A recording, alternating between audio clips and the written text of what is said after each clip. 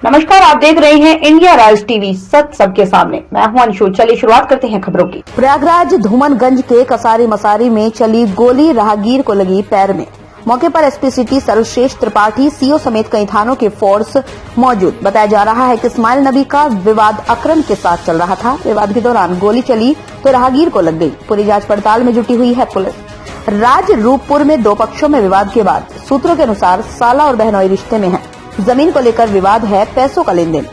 पैसों के लेन देन को लेकर विवाद में हुई घटना अकरम और इस्माइल में। दोनों आपस में रिश्तेदार हैं, साला बहनोई के रिश्ते हैं। दोनों में राहगीर खतरे से बाहर है। स्थानीय अस्पताल मेला चल रहा है। प्रयागराज इंडिया राइज टीवी से मोहम्मद इमरान की रिपोर्ट। किसको गोली लगी है? ये बेसिकली घटना एक अकरम का परिवार है, एक नबी के परिवार है। इन दोनों के बीच झगड़ा की वजह से हुई है। उसमें फायरिंग में जो चल रहे थे रास्ते में राहगीर थे, उनके पैर में गोली लग गई है, जिनका इस घटना से कोई लेना देना नहीं था।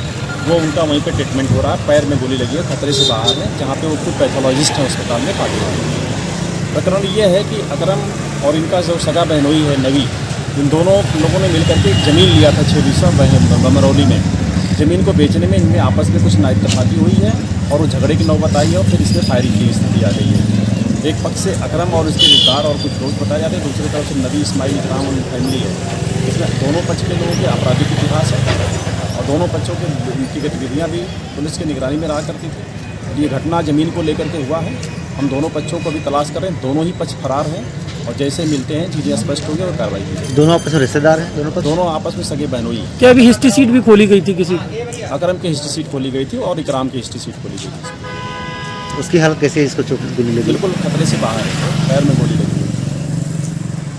तो फिलहाल की अहम खबरों में बस इतना ही। बाकी की खबरों के लिए लगातार बने रहिए इंडिया राइज टीवी के साथ। नमस्कार।